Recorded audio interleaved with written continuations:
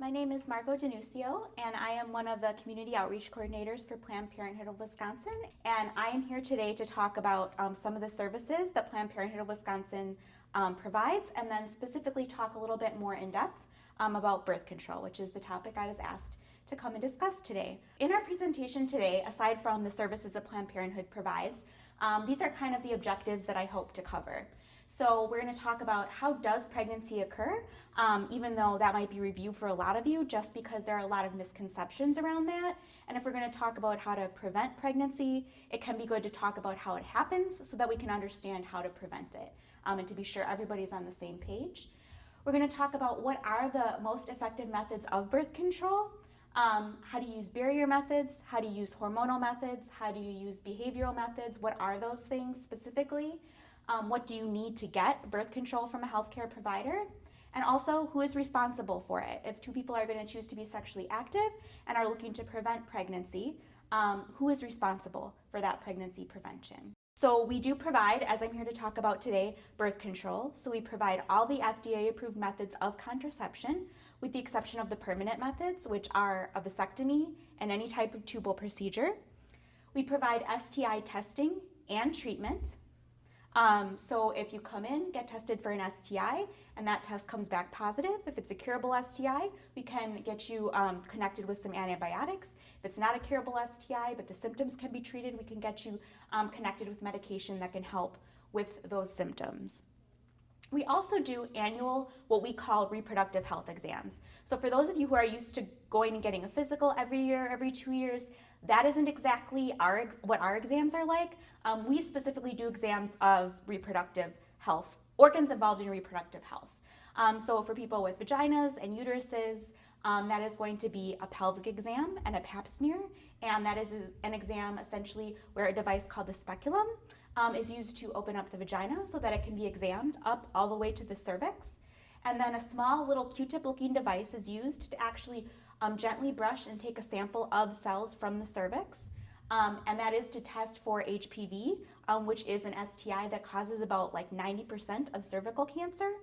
So it is one of the ways that we check to be sure that those organs are healthy and to screen for anything that might be indicative of cervical cancer.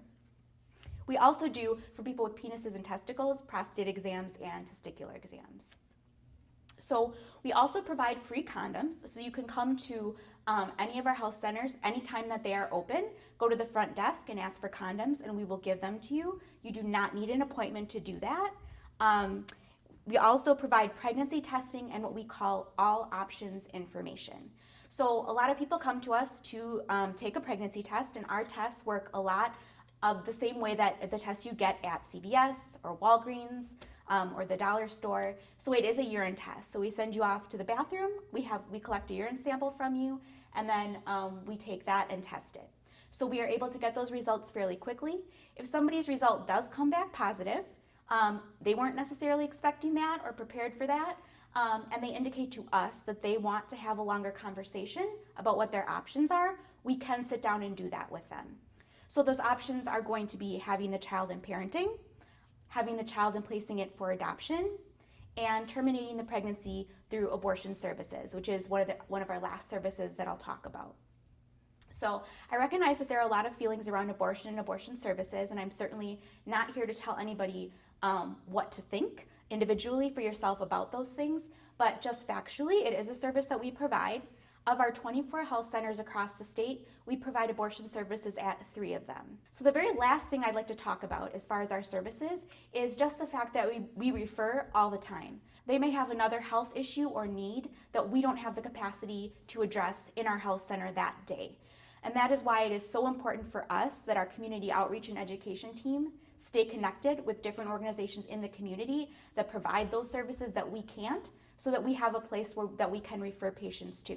And I always use the example of most of our patients are either uninsured, low income, young, or some combination of those things. And so they might come in not having seen a doctor in the last several years, and they might discover they have high blood pressure, or there might be a domestic violence issue, or there might be a sexual assault issue. So when those things come up, we have to have a place where we can confidently refer patients or send patients where they can get those issues taken care of. So we're not just fixing one thing and sending them on their way, because we recognize that for someone to be healthy, that depends on all different factors in their life. And so we don't want to just deal with one health issue and ignore everything else. So we have a list of places that we use for referrals that is really, really important and useful to us.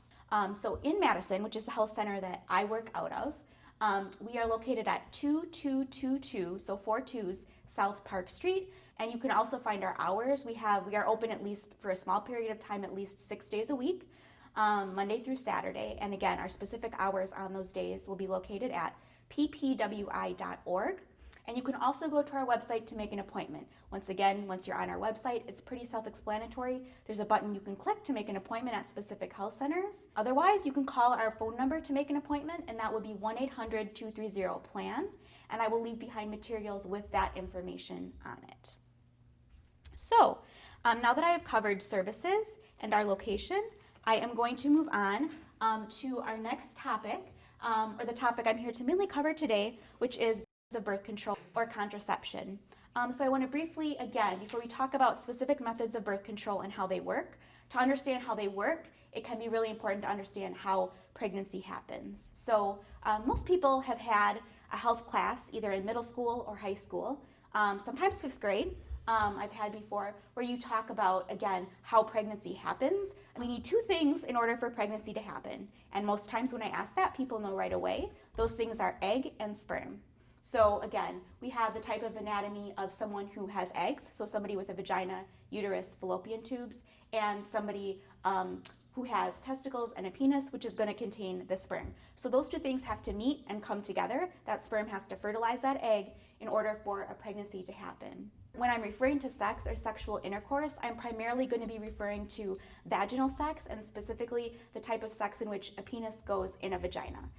And the reason for that is not because there aren't lots of other types of sex, but just because we're talking specifically about pregnancy prevention. So I'm going to focus on the type of sex that could potentially lead to pregnancy. So I just wanted to be real clear about those 2 things. So with that said, I'm going to focus on this half of the screen. And this again would be the anatomy of somebody with a vagina, a uterus, fallopian tubes, and ovaries. So it is as if when we're looking at this diagram that this person is standing like this to their side and that they are kind of cut in half. So we are getting a side view, whereas most times when somebody is used to seeing this in a health class, it'd be the front view. So just to kind of orient, this would be the vagina, this area would be the uterus, this would be the bladder, would be the fallopian tube, this would be the ovary, the little egg-shaped thing that has little bumps in it, and this is actually represents the clitoris, right? And so this is the urethra coming from the bladder. So when somebody reaches the age of puberty, and generally we define puberty as when somebody has officially reached the age, and again, as I'm sure you all have experienced, there's emotional changes, physical changes. In short, ultimately what puberty means is that by the end of that point in your life, someone is able to either get pregnant or get somebody pregnant. So that's kind of how we determine when somebody has gone through puberty. So once somebody with this anatomy has reached puberty, roughly once a month, sometimes less, sometimes more, their ovary, where the eggs are in this people with this anatomy, that ovary is going to release an egg. It is going to go into the fallopian tube and it's going to work its way down. And at that point, there are several different things that can happen.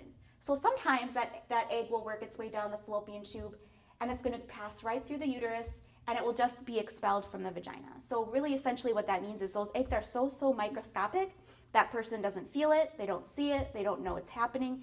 It just kind of is expelled or it comes out in other tissue or discharge that come out. And so that's what happens if there is no sperm present to meet that egg. So that might mean that this person is not sexually active. It might mean that they're using a method of birth control, right? So in some of those circumstances, there's going to be no sperm present to meet that egg. So it's just kind of going to work its way through. If there is no sperm present to meet that egg, that process that we call ovulation, of that egg being released all the way to it being expelled, takes about 24 hours. And when I tell people that, then the question that I often get when people find that out is if we're talking, a month is 30 days, and if we're talking about only 24 hours a month or 1 day a month when that egg is there, able to be fertilized, why is unintended pregnancy so common? And it's a valid question when you think about it, when we think about the fact that a little over half of the pregnancies in the United States are unintended, right? Meaning people didn't intend to get pregnant. So the reason for that would be the other half of the equation, which is the sperm. So if a person with this anatomy, the person with the eggs, has vaginal sex with somebody with a penis and testicles, and that person ejaculates, that sperm can actually survive inside this person's body for up to 5 days. So what that means then is that this person might not be ovulating on the day they have unprotected sex, right? But they could ovulate 2 days later, 3 days later, up to 5 days later, and that sperm is still going to be sitting in something called the seminal pool, and it's still going to be able to work its way up and fertilize that egg. And so what that means is that window of time in a month when somebody is able to get pregnant, right, their fertile period, quote unquote, is going to be much longer than just 1 day. And then you add on top of that, I'm sure there are people in the room who can attest to the fact, who get periods and can attest to the fact that it's not something as simple as where you can pinpoint it and say, I know exactly on January 5th at 8:52 p.m. is when I'm going to get my period. It doesn't work like that. A lot of people with uteruses get periods that are irregular, meaning that it's very difficult for them to predict when they're going to get a period, which in turn makes it very difficult to predict when they're going to ovulate. So all those things factored together make it really challenging for somebody to determine when exactly in their cycle is going to be more fertile days where they're going to be more likely to get pregnant, and there are less fertile days where it's going to be less likely they're going to get pregnant. That's very difficult to determine for most people. The second thing that could happen is that egg could be released, work its way down. There could be sperm present in that fallopian tube, and it could fertilize the egg. So that fertilized egg is going to emerge from the fallopian tube into the uterus, and it is not going to attach to the wall of the uterus. It's just going to pass through just like the egg did when it was by itself. So just like the unfertilized egg, it's just going to be expelled. The third thing that can happen is that egg is fertilized, works its way down the fallopian tube, and when it gets to the uterus, it securely implants or attaches to the lining of the uterus. So the uterus is a muscle, and it's got a lining that is very, very strong and very, very thick, made up of tissue and blood. So throughout the month, in somebody that's reached puberty, that uterus just assumes it's going to be pregnant and it prepares for a pregnancy. So it's got a very thick lining.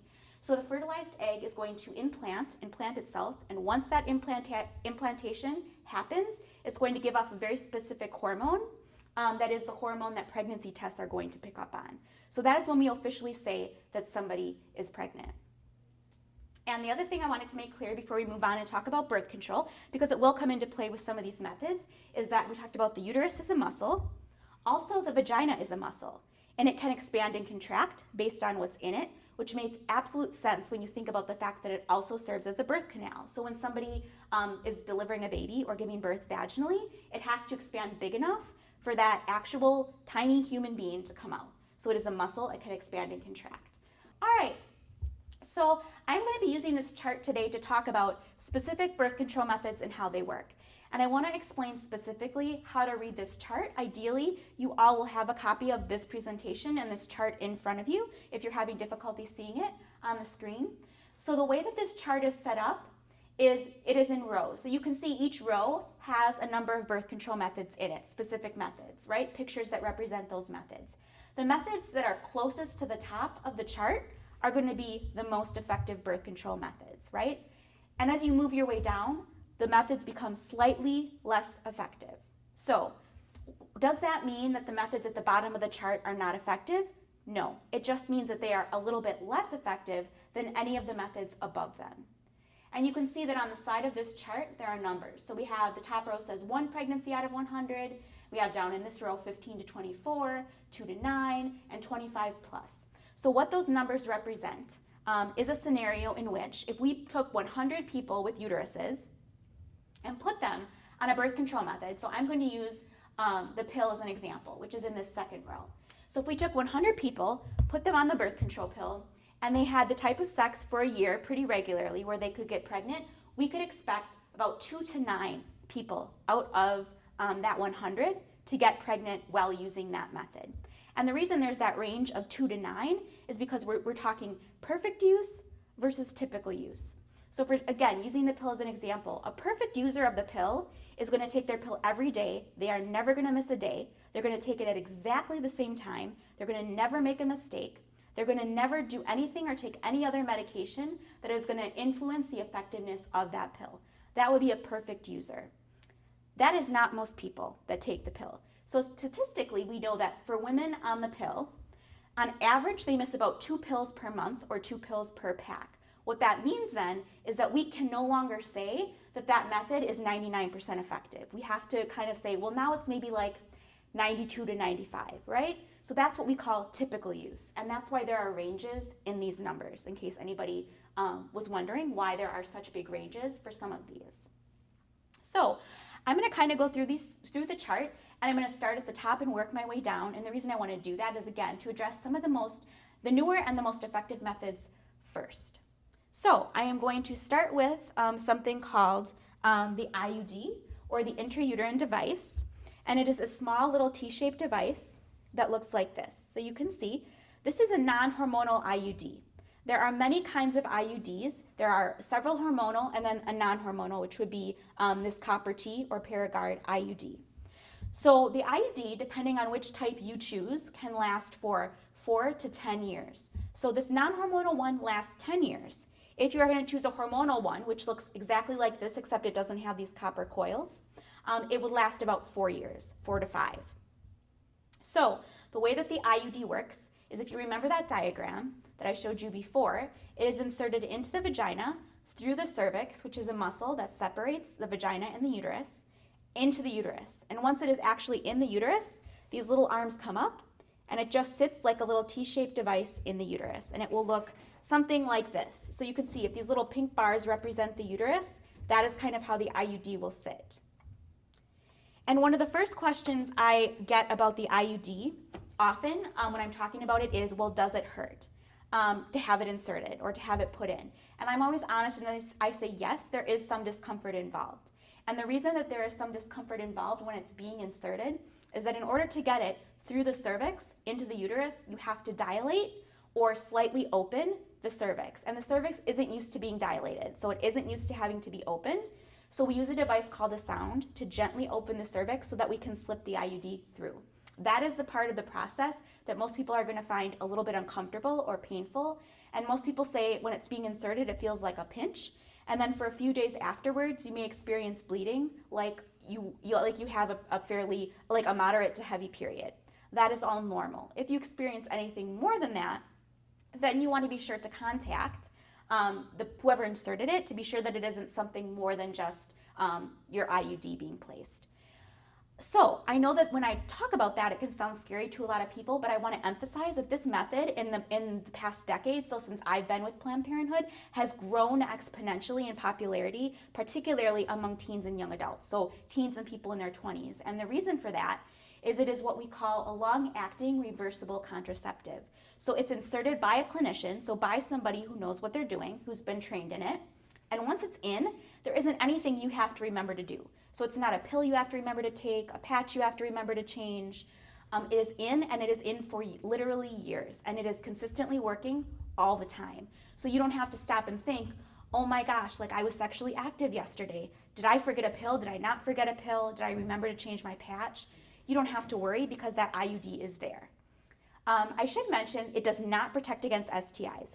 No methods that I talk about today, except for condoms and abstinence, are going to prevent STIs. So that is the IUD. And again, you will see these two strings hanging from it. And when it is inserted, the nurse practitioner or doctor will leave a small part of those strings hanging out from the cervix so that when it's time for the IUD to be removed, it can be removed. You do not have to keep it in for 4 to 10 years. You can take it out at any time if you decide that you want to start to try and get pregnant. So the next method that I'm going to talk about is called the Implanon or the Nexplanon. The newest version is called the Nexplanon. And you can see it is still in the first row of the chart, so it is a very effective method. And it's this small, little, very flexible, plastic-looking, it looks like a matchstick that you can kind of twist and bend, and it's very squishy. So it is actually hollow, and inside that matchstick is hormone. So the way that any hormonal method of birth control works is that it will put in your system a medicine or a hormone that is going to send a message to the ovaries. So it's the person with the vagina and the uterus and the ovaries that has to use these methods. It's going to send a message to that person's ovaries not to release an egg. And if we don't have an egg released from the ovary, we can't have a pregnancy, right? Because the sperm and egg have to meet. So this actually is inserted. It lasts for 3 to 4 years. It's just been approved for 4 years. It used to be 3. So it's going to sit in your arm under your skin. You can't see it, but if you take your fingers and kind of go like that, you might be able to feel it.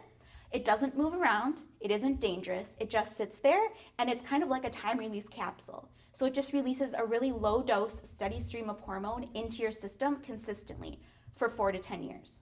For 4 years. I was thinking of the IUD again. So again, that is a long-term method, which I think is one of the reasons why it has continued to increase in popularity, particularly for people in their teens and 20s who know for sure that having a baby is not in their life plan in the next 5 to 10 years. So again, super popular method. So I'm going to talk about male and female sterilization kind of as one unit. So I want to emphasize when we're talking about those methods that they are permanent methods. So when you choose those methods, you need to be absolutely certain, like 150% certain, that you do not want to have any more biological children, right? So for that reason, this is not a method that most doctors are going to be willing to entertain or perform for someone who is roughly like 35 or under that does not, 30 and under, who does not have children. And the reason for that is because you still have time to change your mind. And there are a lot of people who, again, start their life feeling one way about starting a family, and then that changes in the next 2 years, 3 years, 10 years. And so because of that, doctors don't want to do something permanent. If you aren't 150% certain, which young people really, it's difficult for them to be 100% certain that they don't want to have a biological child or have as many children as they want to have. So the way that female sterilization works is that there is a small little coil that is inserted into the fallopian tube that essentially serves as a roadblock. So when that egg is released from the fallopian tube, or from the ovary into the fallopian tube, it can't get past that little device that's been inserted. So it can't get to the point in the fallopian tube where it will be able to be fertilized by a sperm. So that is essentially how female sterilization works. Male sterilization is something similar, but we are doing it to a tube that kind of is part of, inside the testicle, starts inside the testicle, called the vas deferens. So what they essentially do to the vas deferens is they cut it, they sever it, and they kind of close it off and then put it back together. So essentially what they're doing then for a vasectomy is that they are kind of cutting off, again, it's like a roadblock for the sperm, which is located in the testicle. So the sperm can't get to the point where it can go beyond that point in the vas deferens. And if it can't, then there's no way that it can get to a fallopian tube to fertilize a sperm. So those are the permanent methods, and they are very, very effective. I would say that female sterilization is a little bit more involved. So that is an actual surgical procedure, whereas a vasectomy actually is not that difficult, and it's not that difficult to perform, and it is an outpatient procedure, meaning you go in and you're going to be released the same day. So is there going to be some soreness and tenderness? Absolutely, but it is a lot less invasive than something like female sterilization or having something inserted in the fallopian tube. So I often get the question, even when I say it's a permanent method, can these things be reversed? And my answer to that is maybe. There are always going to be stories of people who said like, oh, I was able to get my vasectomy reversed or my tubal reversed. The one thing I want to emphasize is that when somebody decides to do that, there is no guarantee that their fertility is going to be at the same level it was before they had the sterilization. So that is just something to keep in mind, and that is why it isn't a decision that anyone should take lightly. And again, why it's not performed on people in their teens and 20s. Because you still have time to biologically change your mind and have kids. So I'm going to move on to the second row, and I will start with the NuvaRing. So the NuvaRing comes in a package that looks like this. It is blue, and it kind of looks like a foiled pack, and when you open it up, you're going to take out a ring that looks like this. And kind of like the implant, it is very soft and flexible. It's plastic, and you can bend it and twist it and turn it. And inside this ring is actually going to be where the hormone is located. And so how you use the NuvaRing, and by the way, this is a monthly method. So you would put the same ring in, the way I'm going to show you. You leave the same ring in for 3 weeks, and then you can take it out and go a week without the NuvaRing. And generally that ring-free week is going to be the week that somebody who is using this is going to get their period, and you are still protected against pregnancy during that time. So the way that you would use this, and this is my pelvic model. So just to kind of orient you, this would be the vaginal opening, and this would be the vulva or the labia. Take this ring, pinch it so that it's a little bit more oval than circular, and I would gently insert it into the vagina, and I would gently kind of tuck it up as far as it can comfortably go. So it is going to kind of sit by the cervix. So it's going to sit at the highest point of the vagina.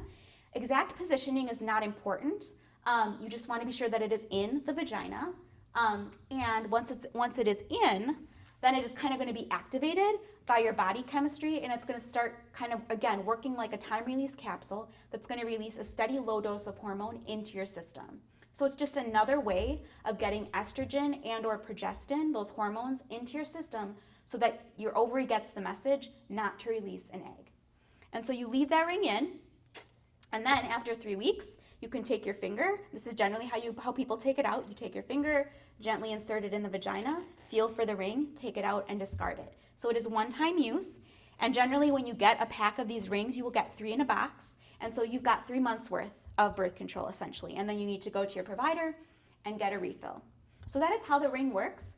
The last thing I want to mention about the ring that is important is that with vaginal sex, you can leave this ring in. So the vagina, because it is a muscle and can expand, can accommodate both a penis and the NuvaRing. If for whatever reason you or your partner are not comfortable having the NuvaRing in during sexual intercourse, you can actually take the NuvaRing out for up to 3 hours in a 24-hour period. So essentially, what that means is that you can remove it, have sex, and then insert it right away after you are finished. And that is because it isn't actually the physical ring that is preventing the pregnancy, it is the hormone. So once that hormone has built up in your system, removing the ring for 3 hours isn't really going to make a difference one way or another in terms of pregnancy prevention. So that is always an option if you do not want to leave the ring in. So the next method is the Depo-Provera shot. It looks like your average shot, and that it is an injection given either in the arm or the buttock, and that is a 12-week method. So it lasts for about 3 months. And you do need to continue to go back to your provider to continue to get the shot every 3 months, or it will stop being effective as a method, right? Just like any other method, when you stop using it, it is no longer going to be effective. The one thing I will mention about the shot is that we often hear the shot associated with 2 things in particular. One of them is weight gain, and so I want to bring up the topic of side effects when we're talking about any of these methods. So with these methods, there is potential for side effects. Those side effects can be negative or they can be positive.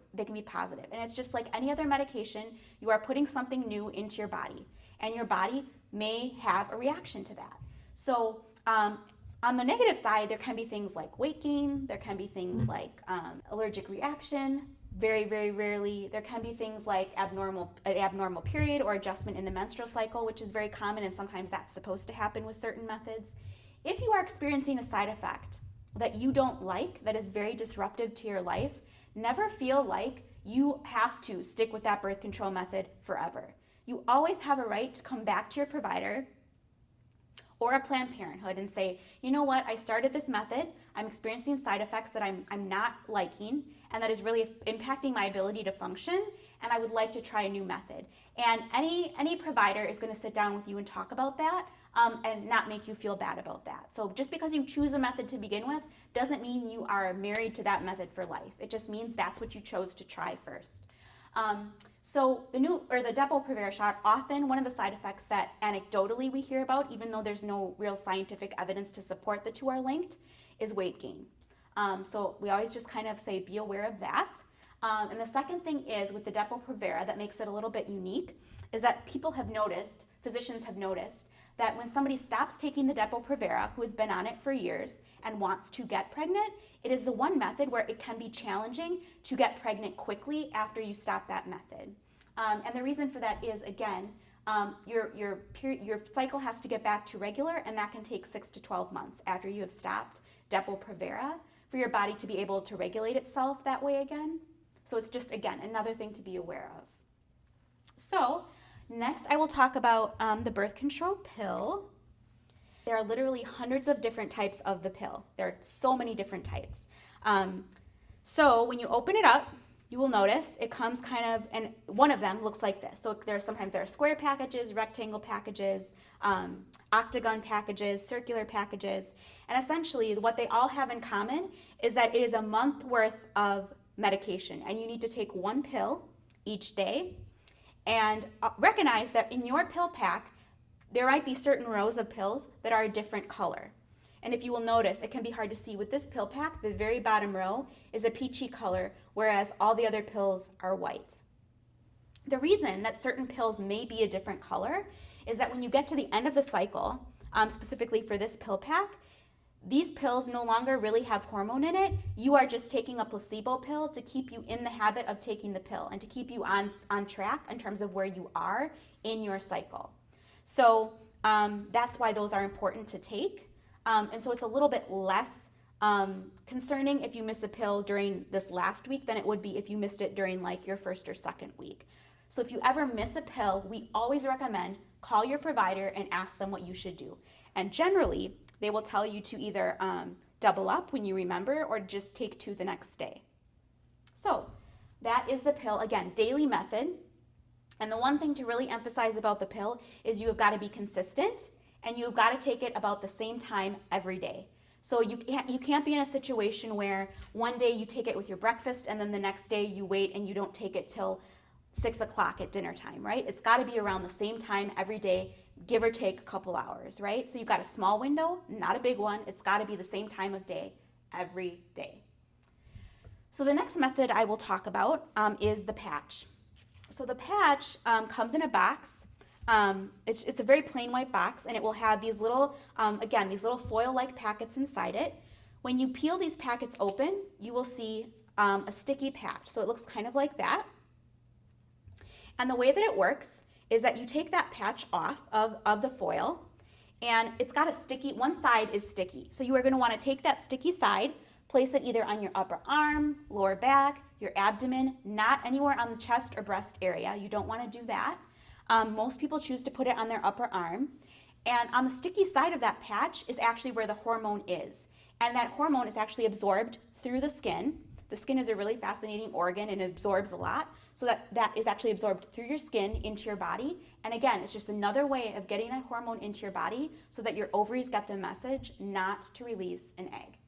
So that is essentially the patch. It is a weekly method. So you use one patch per week. So if I put a patch on a Sunday, the following Sunday, I've got to take it off and put a new patch on. And I'm going to do that three weeks in a row.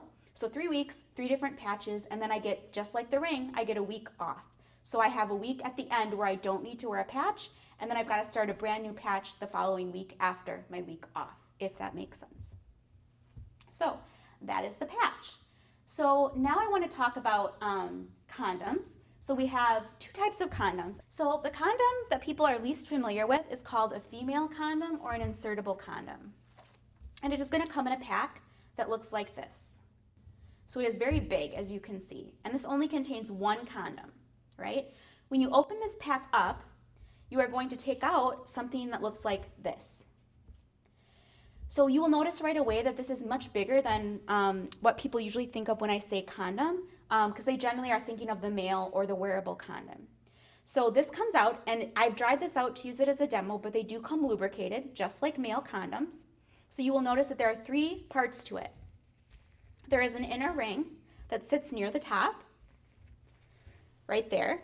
There's an actual pouch or the shaft, and there is an outer ring right here. So it's got 3 parts to it. So the way that you use it, or one way that it can be used by somebody with a vagina, is that you would take the ring, kind of like I did with the Nuva ring, and you're going to pinch it so that it is more oblong than it is round, so it looks more like a really, really thin oval. And you're going to insert it into the vagina as far up as it will comfortably go, and on an actual person, it is going to look kind of like that. So there is going to be a piece of it that is going to hang out, and it's going to cover the vulva or the labia. That is supposed to be how it is. That is a good thing. So there are kind of a couple things to be aware of with this type of condom. One is that if your partner has a penis and you are looking to prevent pregnancy or STIs, so this is a condom, so it does protect STIs in addition to pregnancy, you have to be sure that your partner puts the penis inside the condom, not above, not below, not to the side, in the pouch part.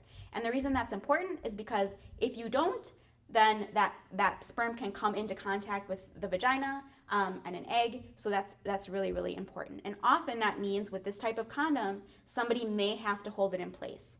That is an extra step, and it is one of the reasons why I think this condom isn't particularly popular.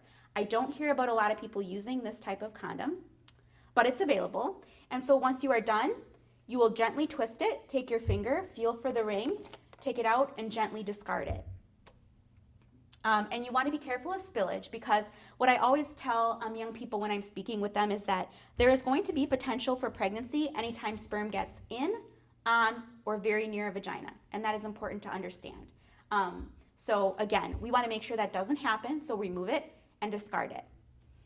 I would say that there are a couple things to be aware of in terms of accessing these condoms. So they are very difficult to find in store. So whereas you could get a male condom at like Walgreens, Target, CVS, Walmart, you won't find these like that.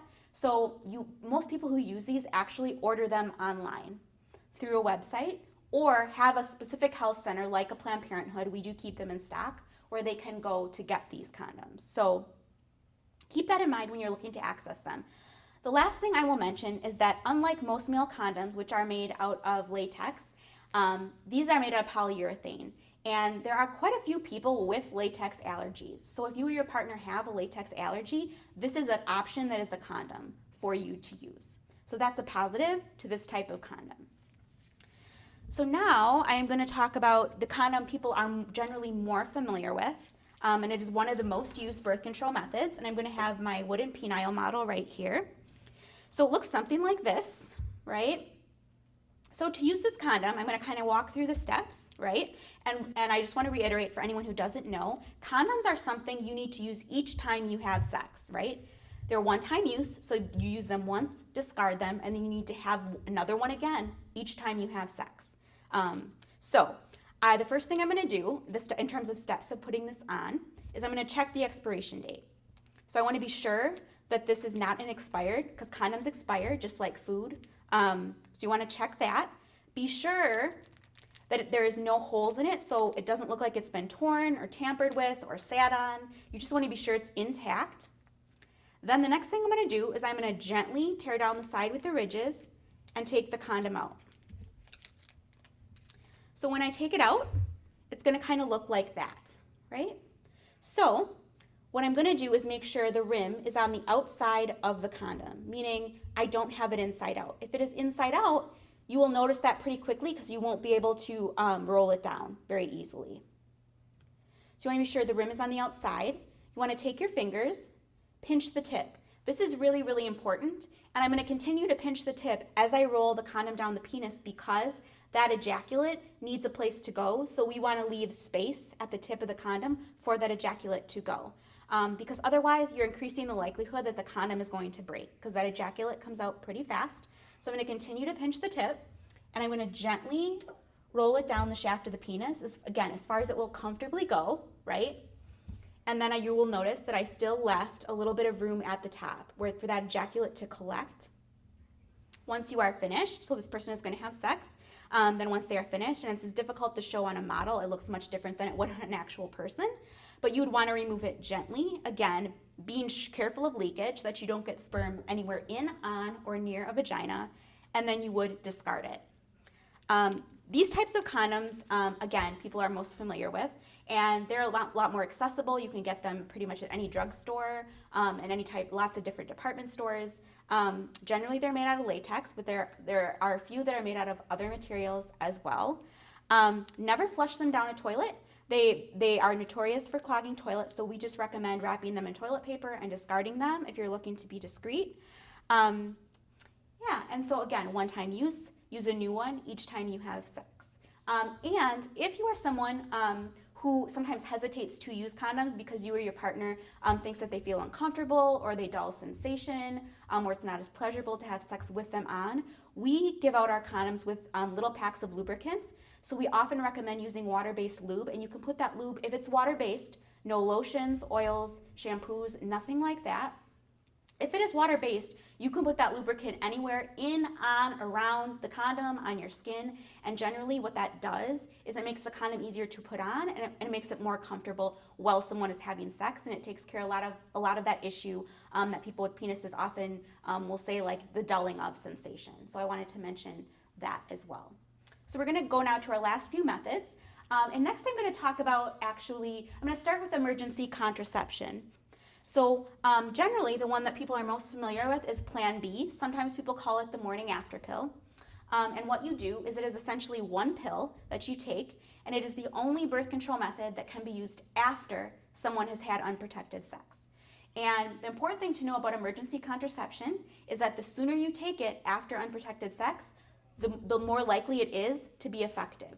So you can use Plan B for up to 3 days out and still have it be relatively effective.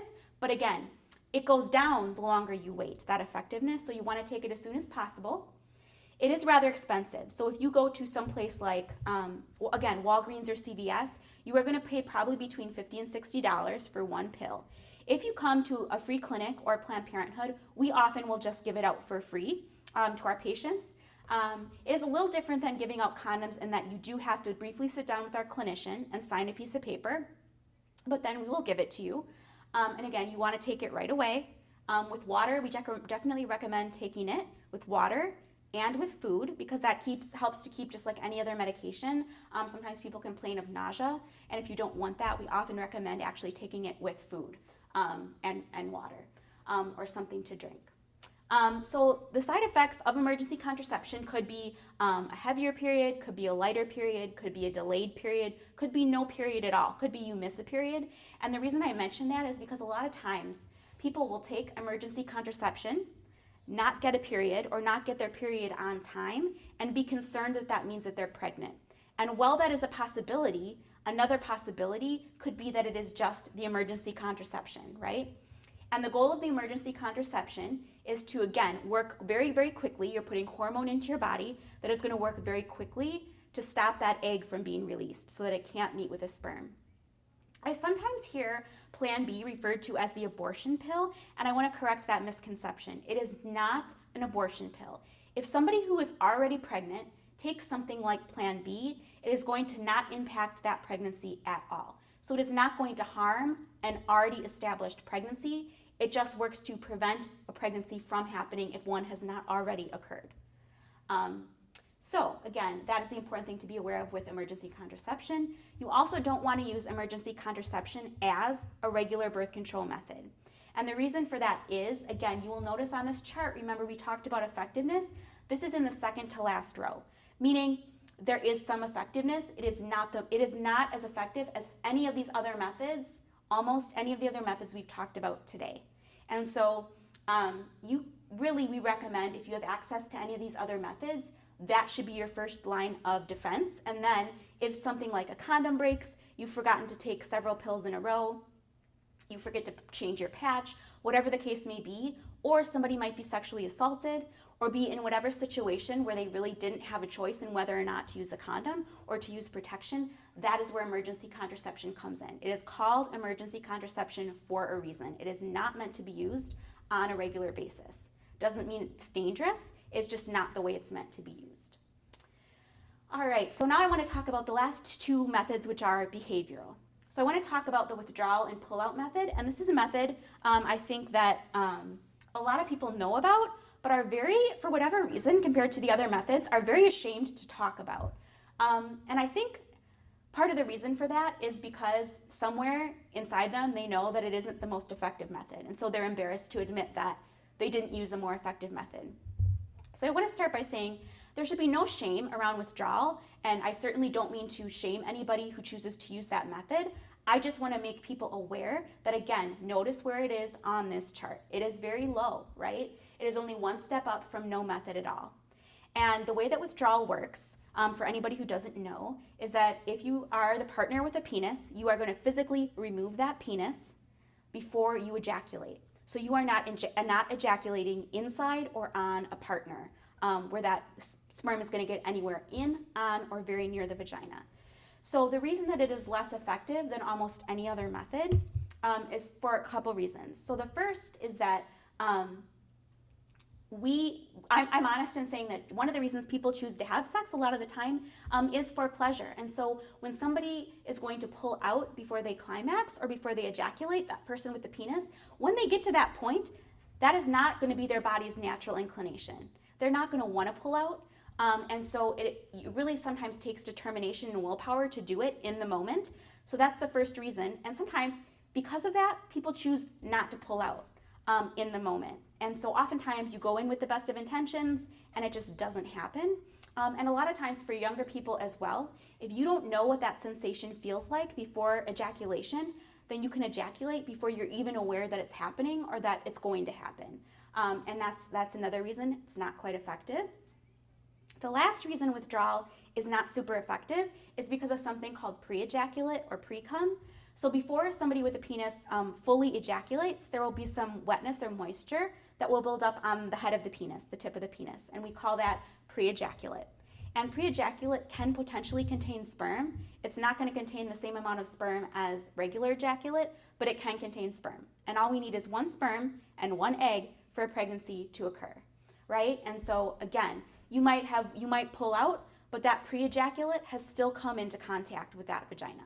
So again, just something to keep in mind. And of course, withdrawal does not prevent against STIs. Just wanted to clarify that as well. So the last method I want to talk about, which is not currently on our chart, but we are correcting because it absolutely should be, is abstinence. And I want to mention abstinence last because often it takes me, people tend to have more questions about that. Since I'm doing this by video, I'm just going to kind of briefly talk about what it is. And I know a lot of people are like, oh, we know what it is. It just means no sex. So often when I ask teenagers, how would you define abstinence? Their response to me 90% of the time is no sex or not having sex. And that is correct. But what I think is important is to be real specific about what that means. Because when you say no sex, you could define that lots of different ways, right? And I give the example of like, well, does oral sex count? I could maybe be a person who doesn't consider that quote unquote real sex. Does anal sex count, right? So you have to consider those things. So the way we define abstinence at Planned Parenthood is abstinence is not engaging in any behavior where sperm is going to get in, on, or very near the vagina. That is how we define it. And we are that specific for a reason. And again, when we talk about abstinence, we love abstinence. It is the only 100% effective method. So it is the method that we recommend for young people, for anyone not looking to get pregnant, but specifically for young people. But we recognize that not all young people are in a position where they are going to choose to use abstinence, and that is why we discuss all the other methods. But again, abstinence is the only 100% effective method, and if it is used a certain way, it can also prevent sexually transmitted infections. So yeah, and I often have teens who confuse abstinence and virginity, so I want to clarify that before we wrap up too. Virginity is a term that is used for someone who has never engaged in sex, who's never had sexual intercourse. Abstinence does not necessarily mean that. Somebody can have had sex before and can choose to be abstinent. You can choose to be abstinent at any point, whether you have had sex or not. So I just wanted to clarify that as well. And then of course, the last method is using no birth control method at all. And if we were going to put a number next to that, like all these other rows, if we had 100 people having sex, and we gave them a year and they were having sex regularly, the type of sex where you could get pregnant, we would expect about 85% or 85 out of 100 people to either get pregnant or get somebody pregnant. So that's a lot. And whenever you hear somebody say, because I hear people say this often in the work that I do, like, oh, I had an aunt or a sister or a cousin who was on the pill and she got pregnant, and so why would I even use it, right? It doesn't work anyway. And I want to just point out that that is a myth. It is absolutely not true. When we look at the numbers, being on a method, using a method consistently, using it correctly, does matter in terms of pregnancy prevention. So I don't want anyone to ever think that it doesn't. It is important. And it is all about choosing the method that is going to work best for you and your lifestyle. So you might start one method, again, and I want to emphasize this, I know I mentioned it before, and not like it, right? That's okay. That's why there are so many options, because you can choose a different method. There's going to be there's going to be one that is going to work for you. So when I am in classes or in groups, I will often hear male students or students with penises say, kind of tune out, or they'll say like, why do I have to know all this? Like, I'm not the girl, right? I'm not the person with the vagina, and most of these have to be used by the person with the vagina. So they'll perk up when we're talking about male condoms, and that's it. And my response to that is, I think we need to have a larger discussion about, in a relationship, if you are looking to prevent pregnancy, who is responsible for preventing pregnancy? And the answer that I hope to get from everyone is both people, right? So we don't want to just place the onus of preventing pregnancy on the person with the uterus or on the woman. And there are lots of different ways that if you are not the partner who actually has to take the birth control, that you can be supportive of your partner that does. And we give examples like, you can go with them to their appointments. You can help to purchase the birth control method, whatever method you choose. You can help remind them to take it. You can be supportive if they want to change, if they're telling you they're not feeling well because of a method, or they don't want to have sex because of a certain method. You can respect their decision in terms of that. So there are lots of different ways that as the male partner, or whatever partner is not physically the one using the method, lots of ways you can be supportive of the partner that does need to use the method. And it takes two people to create a pregnancy, so two people are responsible for preventing it. And I just wanted to emphasize that. And that wraps up for today. Thank you very much.